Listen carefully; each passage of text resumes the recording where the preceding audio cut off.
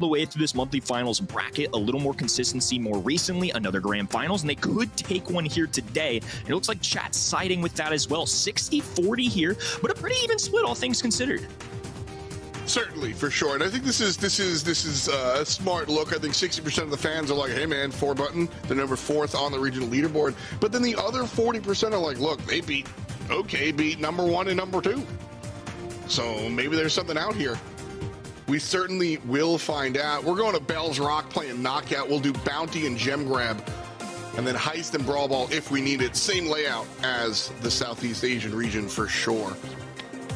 A Mr. P ban. You like that one?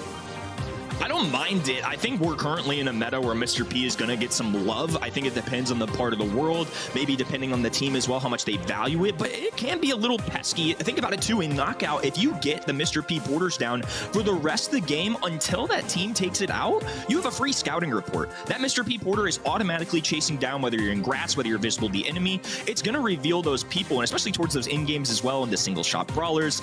Not necessarily as fun of a time, so I really don't mind the Mr. P ban, to be frank with you.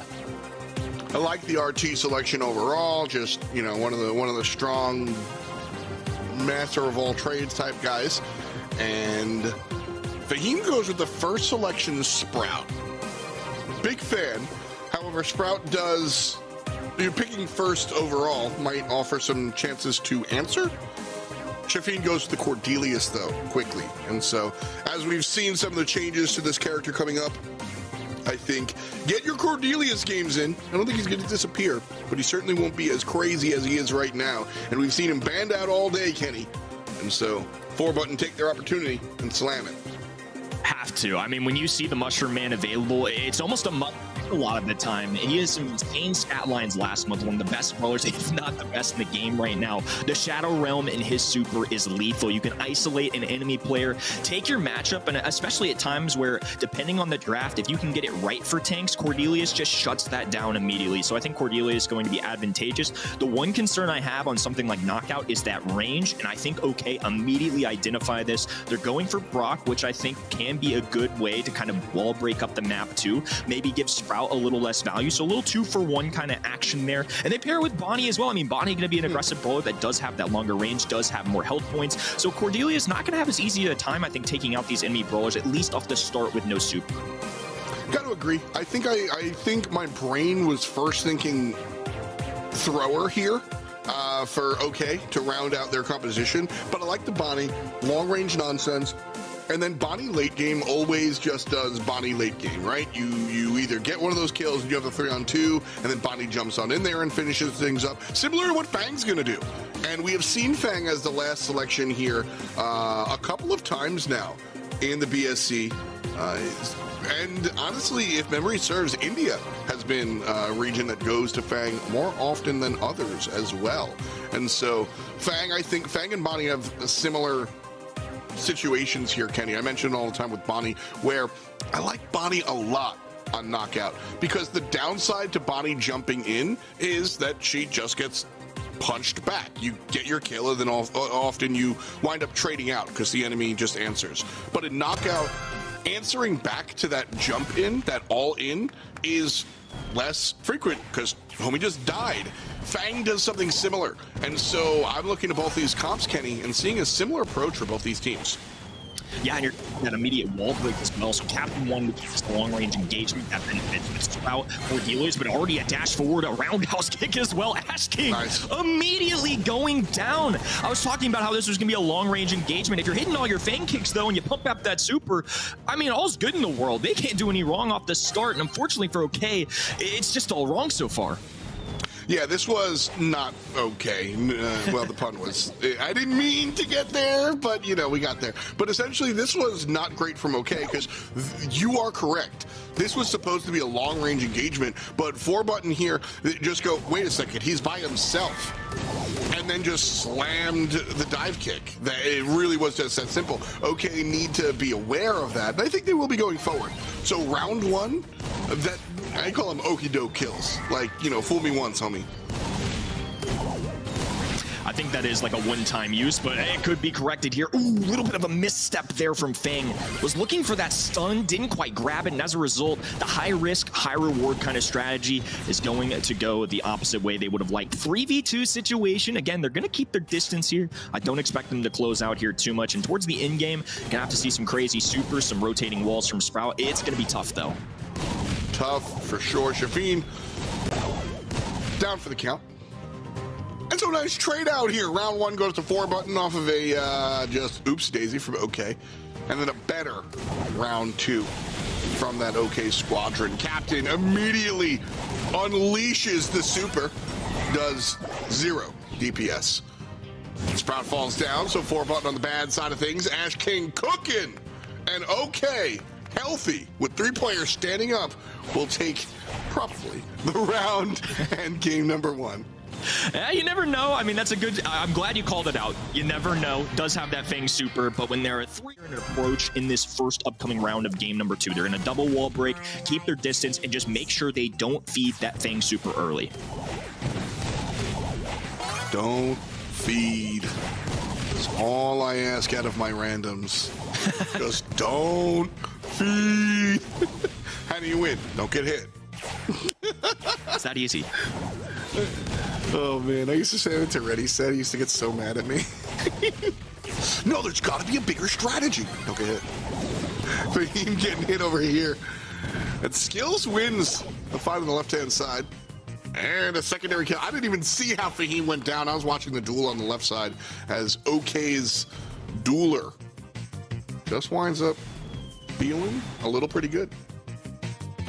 Yeah, feeling pretty good for sure. I mean, again, no Fang super here. I think his goal is going to be just trying to charge up whatever shots he can. I don't even know if he got it out, but now OK is locked and loaded for this next one. They do end up getting that Fang super, though. That is a little more helpful. Shadow Realm available for Fahim here as well. They're already going to let it rain. I mean, right-hand side, Brock throwing down a super.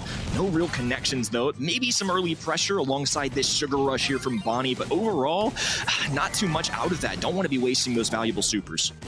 Yeah, that's the second time Captain's done that. Just kind of wasting it. I want to say he used as a zoning ult, but it didn't really zone anybody. Trouble for the RT player, shoved up left-hand side. Meanwhile, Ash King in the Shadow Realm. Not really finding anything. Here comes a good super from Brock, used defensively. Fahim chasing down Ash King, jumps on into the mid. Down goes Fang. It's a 3-on-2. Okay, on the good side of things. Fahim up north by himself, quarter HP. Uses the super on D-skills to get out of dodge. Misses a couple of shots, finds them after the fact. Shafin dealing with Captain, uses the ult. Bad news bears. Fahim wins the duel, but it's still 1-on-2, Kenny. Looks like it's going to be a walk uphill for the Cordelius player. Ult is good, but can't win the secondary. Captain comes out on top 2 in a row, and game 2 goes to OK. I had to hold my breath there. I mean, very, very close. Cordelius in that close range fight, very scary. And of course, with that, can drop down the mushrooms as well, which poison the enemy. We were so good. Nice plays there so far. Welcome back to the Velocirapids. The creativity from the Brawl squad is just always off the charts, but Velocirapids is one of my favorites, like Hardbody. One of your favorite friends there too. No, I was just taking it in, to be honest with you. I mean, the lifeguard. I was listening before. I know you're a big fan of all the friends in the map. Couldn't agree more. Velociraptor is very cool. I will add too. I mean, y'all commented on it. I don't see Buzz doing a lot of life saving. More of ending on the map, if I'm being honest. So a little conflict of interest there, but no surprise to see this Cordelius early and more Nita coming in for the night. This is a map that I think these grand finals kind of cater to some Nita maps in general. Squeak one that I think it's about time we start seeing him here, especially as the ban phases don't go through for him. I think Squeak's an excellent choice. I think you kind of have to auto-click the Cordelius in this spot, especially when you see the Shelly banned, but do have other brawler options as well. You see that Eve there at the top of the player. It's a lot of that because she can traverse alongside that map. So I think pretty concrete, just normal Brawl Stars here. Nobody reinventing the wheel. Again, just no surprises here, but I'm with you, man. I do agree all the very creativity that the Brawl scene brings. P's and B's. jumping into this one here on Canal Grande. We've got Cordelius again, first selection overall. So going back to the Mushroom Man, agreed, strong work. The Nita, the Squeak, as the answer. Third selection overall for 4Button. Trying to figure out what I would like to see here. Probably some long range or something to stop the call. Honestly, nothing too long range on OK, but Canal Grand is certainly a very interesting map, the way it's kind of shifted laterally instead of horizontally, or horizontally instead of vertically. Ooh. I didn't necessarily expect this. I think the one risk you run if you go long range here, especially considering long range brawlers are more oftentimes than not a little bit on the squishier side. You're playing into a Sprout advantage into the long range brawler as well in general, can kind of just hide behind those indestructible walls. Carl, of course, a very aggressive brawler, one of those brawlers similar to Eve that can traverse across the map. I think Buster here is going to be one of those brawlers they're looking to hunker down. They're not going to worry about dodging every shot with Buster. It's just going to be kind of getting in their face, getting aggressive, and trying to grab those kills with some follow-throughs maybe from Nita and Squeak. Very interesting composition here for 4Button. Yeah. I don't love it. Okay, I like it. Like that's pretty much it. I just don't love it. I don't love it. I think 4Button might have some problems actually getting into kill range, like just making it happen.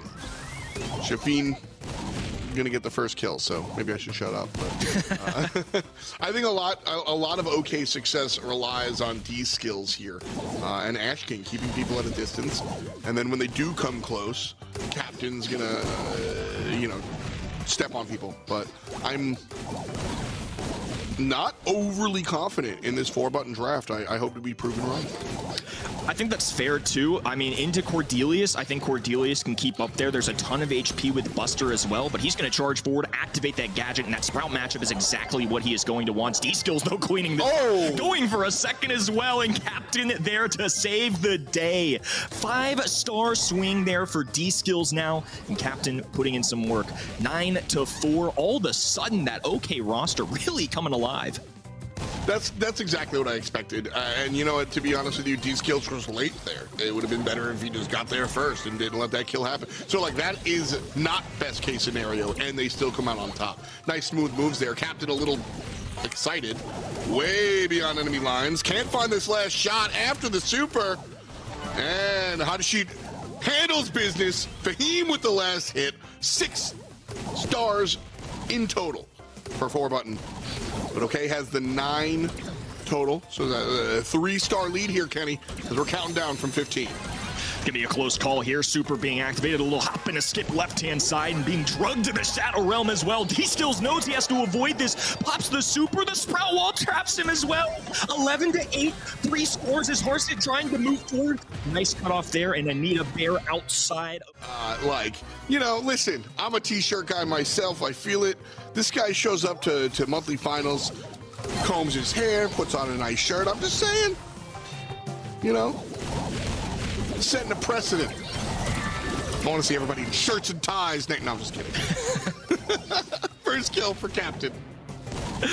I'm with it too. We were talking about it beforehand, but look good, feel good, very real approach. So a lot of respect for the fit there. Shafin, though, pinned to this back right-hand side. I mean, Ash King with these Sprout Walls is going to be able to do some work. He's going to be able to shift this map the way he wants, drop his Moon Rocks wherever he pleases, and gets a recycle 3 times a game, which is why Sprout's so appealing here. On the left-hand side as well, a big battle going down. Captain now diving in, close touch. Harsit with a light hit there, going to finish off the enemy brawler. 4-5 now. 1 star for OK, and that blue one, the also valuable star, sitting on D-Skills' head.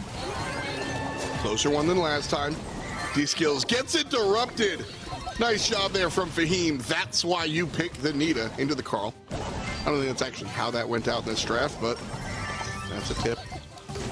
8-8. Lead going the way of OK because of the blue star. So a nice little slowdown for what's been a very hectic and fast-paced set. I think that's a good change-up, too. Always makes me happy to see some action. You know, a lot of times with these pro players, going to play it cautiously, calculated, but I like that everybody's just clicking the W key button. I think that's the best way from a viewing perspective, and with 30 seconds to go, I think it can really go either way. Blue Star still resting with OK here. It's on Sprout this time. He's got that super. No gadget available, though, so unless he charges up another one as this clock starts to expire, he's going to have no defense. 13 seconds. Shafin trying to bake something out, but it's still 8-8. Shafin gets the kill. Lead on 4Button. Fahim gets a kill after the fact. 14-13. One answer back makes it happen, but it won't. And 4Button take the game. We're going to a game 3. Big clutch moment there for the blue side. But nice work there. Again, really down to the wire in a very aggressive match. With Knockout and Bounty especially, you never know what you're going to get. Y'all were talking about it a little earlier. Sometimes in not low paced, you're waiting to charge up all those supers, go in at the final moment, be the last to strike. This time, though, nobody really afraid to let it fly. And I think that's appreciated. I think it's a good team just showcasing their confidence. I mean, off the rip right here, everybody's sprinting forward, and already 4 stars apiece for each side. Very unusual for pro players, and I'm welcome for it. Love to see something different. Just give me something different. Okay, clumped up and losing the 2v3, to be honest with you. Now Fahim's here. Here comes the bear shark. Down goes the captain. And 4Button have the lead. 8-6, excuse me.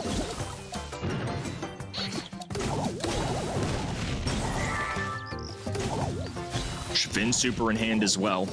Just buying his time. This is where that slowdown really starts to play. Everybody getting a little more calculated. I think everybody knowing the stakes of this set number 2. OK can take a 2-0 lead, forcing a 4-button reverse sweep if they want a chance. And if not, 4-button can tie it up. So set number 2. Going to be one to watch here, and very likely going to impact the remainder of our match. Another cycle of that Sprout wall, and everybody just trying to play for the end game here. Nice squeak super, but it's going to cost them as well. 9-8 now, 1-star lead for OK.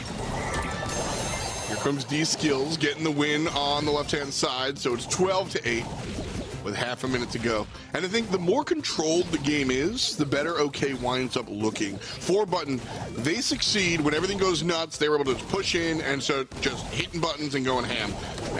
That's what they're trying to do right here. They're down 4 stars.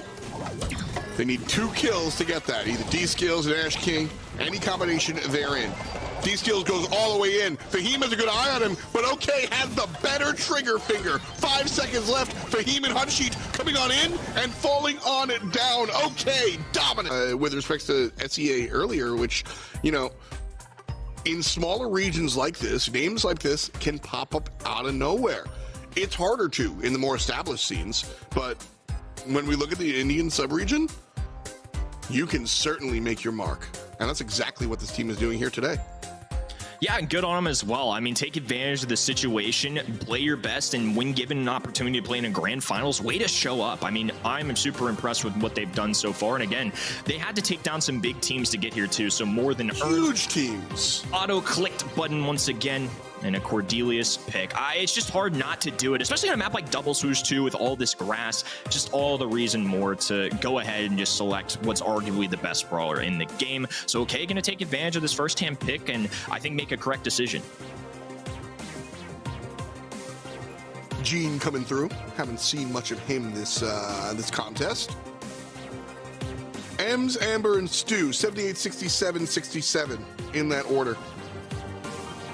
And there's the M's. I was just, the comment I was going to make was that our teams have not really looked at that data that much this set, because we keep showing the win rates that we see other brawlers selected. This is the first time where we've seen the top win rate brawler selected. So nice job there. I think so too. I think Bo, Otis, not ones that I'm used to seeing as frequently, but I think can work. Bo with the mines. Look, I trip on them all the time. I'll confess. I'm a mythic player. It happens. Even pro players, though, it's a lot to keep up with. I have to worry about the fellow pro player in my lane. I have to worry about grabbing these gyms. And now I'm going to throw down some mines on top of that. It can be a lot to keep up with for anybody. So I think picking Bo is a very safe choice. The range, not necessarily going to be there. I imagine they're going to put him in the mid. So I think this works out a little bit better than those long left and right hand lanes. But I'm curious how they're going to stack up on the other end. They're just going to go for this more area control, area denial kind of composition. Poco and Ims, not sharp shooters. They've got Gene in the mix as well. I think they kind of mix and match how they want to play this mid setting too. So I'm very interested to see the strategy more that 4Button incorporate into this game. Whereas I feel like it's pretty straightforward for OK's side. I think they've got 2 lanes and a mid. Go. I'm curious to see how they approach this for 4Button. Yeah, I think 4Button really wanted to play the Amber. It looks like they're just playing sweep, right? You just have 2 giant cone brawlers. They're gonna find where you are. They're not gonna let you hide in the bushes, and they're gonna pull you and push you. That's the idea here for this composition from 4Button. Look at that coverage. You're just not hiding in the bush. Fahim and Shafin can just sniff you out. Nice kill in the way of 4Button. That said, OK doing the more, like you said, sort of like they're trying to use the map of double swoosh, whereas 4Button is trying to beat the map of double swoosh, so to speak. Ash King versus Fahim. The dark duel goes the way of Ash King. And so OK, trailing by 3 gems here, Kenny, now have mid control, and they've cut the lead to 2. I think I'm okay with Ash King being really aggressive there at the start as well. He goes down immediately, but more than anything for Cordelius, once he starts cycling that super, especially considering right now, at least given the balance changes, that he can do that underground, it's a huge deal, but it's going to be coming to a halt there. Can't activate a super when you're being pulled, and there are those mines I was talking about. 4 gems on him, Bo looking for the shots, and doesn't round the corner in time. Like I said, it's a lot to keep up with, even for our pro players, so hard to fault him there, and Captain's just going to keep cycling this and gaining scouting reports and visibility for his own side here as Ash King continues to put in work with that super. Putting in work with the super. Not able to get the kill on the Fahim until he turned around and decided to go back. D-Skills was there with the assist. So nice job there coming out from the OK squadron. 8 gems to their opponent's 5. Fahim healing and dealing. Harshit gets the last hit there to confirm the kill on the bottom side of the map. But OK, still with mid control, still with the lead, still on the top, and still in the countdown. D-Skills goes head-to-head with Shafin. They're going to put him down, Kenny. That's game 1. Okay, coming up on a match point here. I definitely did not expect this really high score count for Oaks here. Yeah, that's huge, by the way. 4Button, they're going. And OK is just like, who are you? And I love it. I am loving it right now. Captain wins the duel against Fahim. Ash King on the assist. 4Button keeps sneaking up and stealing these gems, and I'm just like, ow. OK has been murdering you guys every 12 seconds. I mean, at the end of the day, they got the bow mines for a little extra visibility as well. I think when you're running Ash King's Cordelius, it's an aggressive option that Poco just can't deal the damage quickly enough. Ims, maybe with the friend zoner, has to activate it at a perfect time, but once Cordelius takes to the Shadow Realm, it's his domain. He is definitely favored, as we're going to see here as well, just continuing to fire down shots. There's nothing they can do. D-Skills, Ash King continue to aggress. Cordelius with a major pop, the primary gym carrier for 4Button, pushed all the way to spawn to allow for OK to keep collecting and hold on to this small but very controlled lead. Yeah, very, very controlled is well said. Captain ranged the pull, but did drop the totem just in case. That's how you answer that gene pull. So it took him out of the meta for so long. 7-4. $120 on the clock. And Fahim winning the duel on the left-hand side, but it doesn't matter. Captain just spinning 10 gems in the pocket of the bow player. And they're making their way back home. Got to defend on 7, and 4Button are pretty close. All the gems on one player. All they have to do is take down the bow, but with 1 second, it will not happen. Your India Grand Finals winners, Ash King and his squad. Okay.